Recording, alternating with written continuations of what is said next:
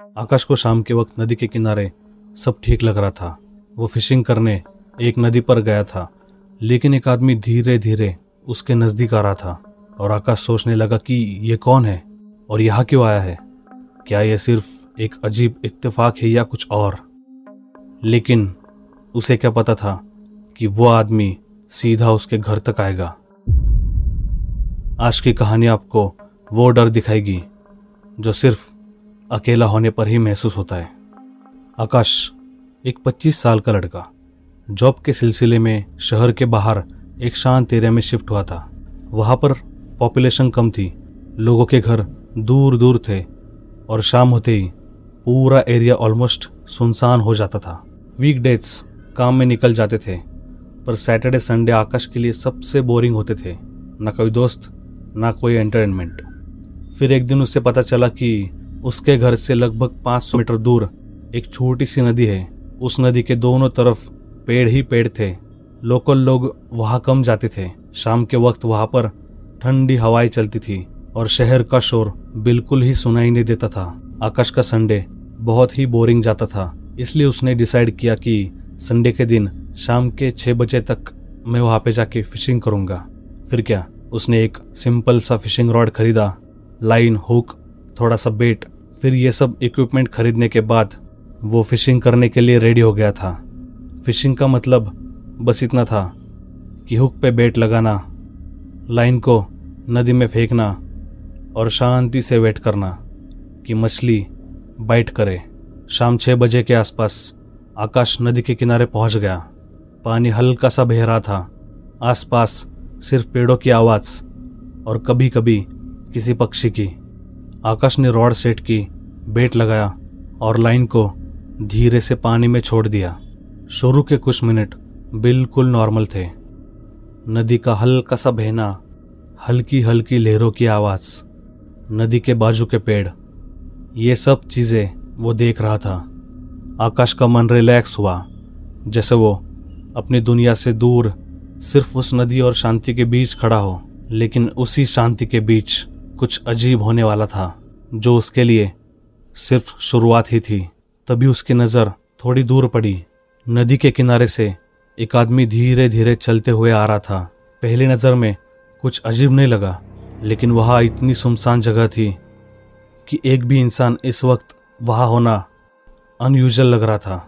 Normally वहाँ वैसे कोई आता नहीं था, इसलिए दूर से ही वो आदमी आकाश को दिख गया। लेकिन आकाश ने इतना ध्यान नहीं दिया, क्योंकि उसे लगा कि लोग वॉक करने आते जाते होंगे। ये सोचकर फिर उसने फिशिंग पे फोकस कर लिया। पर कुछ ही सेकंड बाद उसे ऐसा महसूस हुआ कि वो आदमी उसके पास आने लगा है। उस आदमी की उम्र लगभग 30-40 होगी। कपड़े नॉर्मल थे, पर उसका चलना अजीब सा लग रहा था। और सबसे अजीब बात तो ये थी कि वो आदमी आकाश को घूर रहा था। लेकिन आकाश ने उस आदमी से नज़र हटा ली। उसने सोचा कि इग्नोर करना ही बेहतर है। पर वो आदमी अब और पास आ गया था। अब वो इतना करीब था कि आकाश को अनकंफर्टेबल फील होने लगा। वो आदमी अभी भी कुछ बोल नहीं रहा था, बस देखे जा रहा था। आकाश ने नॉर्मली उसको ऐसे हाथ दिखाया, हाय का जेस्चर दिया, लेकिन उस आदमी ने कुछ रिस्पॉन्स ही नहीं दिया। वो सिचुएशन बहुत ही ऑकवर्ड लग रही थी, इसलिए आकाश ने उस सिचुएशन को नॉर्मल बनाने के लिए उस आदमी से एक सवाल पूछा, आप यही रहते हो क्या? इस पर उस आदमी ने बिना कुछ बोले नदी के उस पार उंगली से इशारा किया। इस पर आकाश ने उस एरिया का नाम लिया। अच्छा, तो उधर से हो आप? उस आदमी ने कहा, नहीं। और कुछ सेकंड बाद वो आदमी बोला, तुम्हें क्या पता कि मैं उसी एरिया से हूँ? उस सवाल में उस आदमी का टोन कुछ अलग ही था, थोड़ा तेज, थोड़ा कठोर। ऐसा लग रहा था कि जैसे वो आदमी आकाश को चुनौती दे रहा है। आकाश को ये सब कुछ अजीब सा लगा, इसलिए उसने बात आगे बढ़ाने की बजाय अपना मुंह ही फेर लिया, जैसे वो आदमी वहाँ है ही नहीं।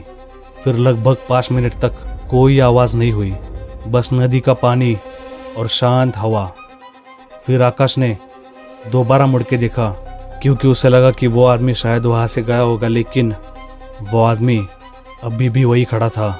इस बार उसका चेहरा और ज़्यादा गंभीर लग रहा था और आंखें सीधी आकाश पर टिकी हुई थी। अब आकाश को डर लगने लगा और उसने रॉड समेटते हुए कहा, मेरा हो गया, अब अंधेरा हो रहा है तो मैं निकलता हूँ। लेकिन उस आदमी ने तुरंत जवाब दिया, नहीं, मैं तुम्हें ऐसे नहीं जाने दूंगा। ये सुनकर आकाश के कदम वही जम गए और उसी वक्त उसकी नज़र उस आदमी के हाथ पर गई। उसके हाथ में एक चाकू था। ये देखकर आकाश इतना डर गया कि उस जगह अब वो 1 सेकंड भी नहीं रुकना चाहता था। आकाश ने कुछ नहीं बोला। उसने फिशिंग रॉड वही छोड़ दी और वहां से भागना शुरू कर दिया। उसने भागते वक्त एक बार भी पीछे मुड़कर नहीं देखा। आकाश जब भागते भागते अपने घर पहुंचा तब उसकी सांसें फूली हुई थी, हाथ कांप रहे थे, शर्ट पसीने से भीग चुका था। घर के अंदर घुसते उसने एक एक करके सारी लाइटें ऑन कर दी। हॉल, किचन, बेडरूम, बाथरूम, एक भी कमरा उसने अंधेरे में नहीं छोड़ा। बाहर अब अंधेरा हो चुका था, घर रोशनी से भरा था, पर आकाश के दिमाग में सिर्फ एक ही बात घूम रही थी, कहीं वो आदमी मेरा पीछा करते हुए यहाँ तक तो नहीं आ गया। इस थॉट ने उसे शांत रहने ही नहीं दिया। वो धीरे धीरे बेडरूम की खिड़की के पास गया। पहले पर्दा थोड़ा सा हटाया, फिर खिड़की से बाहर देखने लगा। बाहर तो उसे कोई दिखा नहीं, लेकिन उसके दिल में अभी भी उस आदमी का डर था। कुछ सेकंड तक देखने के बाद उसे ऐसा लगा कि कोई नहीं है और उसने थोड़ा सा सुकून महसूस किया। उसने खिड़की बंद की और वो बेड पर लेट गया। आकाश सोने की कोशिश कर ही रहा था कि तभी कुछ मिनट गुजरे ही होंगे तो उसे बाहर से जमीन पर गिरे हुए पेड़ के पत्तों की आवाज आई, जैसे कोई बाहर धीरे धीरे चल रहा हो। वो आवाज सुनकर आकाश बहुत डर गया और उसने धीरे से घर की सारी लाइटें बंद की, क्योंकि बाहर अगर कोई है तो उसे ऐसा लगना चाहिए कि घर के अंदर कोई नहीं है। लाइट्स बंद करने के बाद वो धीरे धीरे उस खिड़की के पास गया और उसी वक्त चलने की आवाज़ बंद हो गई। लेकिन फिर भी खिड़की खोलने की आकाश के अंदर हिम्मत नहीं हुई। वो बस वही खड़ा रहा और बाहर की आवाज़ सुनने की कोशिश करता रहा। तभी खिड़की के बाहर से आवाज़ आई, तुम्हें क्या लगा मुझे पता नहीं चलेगा? यह आवाज़ सुनते ही आकाश का शरीर जैसे ठंडा पड़ गया। उसका दिल बहुत जोर जोर से धड़कने लगा। उसे इतना डर आज तक कभी नहीं लगा था। ये वही आवाज़ थी, वही आदमी, वही लहजा। आकाश ने एक भी शब्द नहीं बोला। वो बिना किसी आवाज़ किए धीरे धीरे पीछे हटा और वो पैरों को जमीन पर बिना घसीटे हुए किचन की तरफ जाने लगा, क्योंकि किचन उसके बेडरूम से थोड़ा दूर था। वहां जाकर आकाश ने फ़ोन निकाला और पुलिस को कॉल लगाया। वो इतनी धीमी आवाज़ में बात कर रहा था जैसे अगर ज़रा सी भी आवाज़ तेज़ हुई तो बाहर खड़ा आदमी सुन लेगा। एक आदमी बाहर खड़ा है मेरी खिड़की के पास, प्लीज़ बचाओ, जल्दी आ जाओ। आकाश ने पुलिस को लोकेशन भेजा और कॉल के बाद किचन के एक कोने में छुपकर बैठा हुआ था। घर में पूरा अंधेरा था, बस फ़ोन के स्क्रीन की हल्की सी रोशनी थी। हर एक सेकंड उसे भारी लग रहा था। फिर कुछ ही देर बाद बाहर पुलिस आई और पुलिस ने वो एरिया चेक किया, पर बाहर कोई नहीं दिखा। आकाश ने उनको वो नदी वाला हादसा भी बताया और घर के बाहर वाली आवाज़ों के बारे में भी बताया।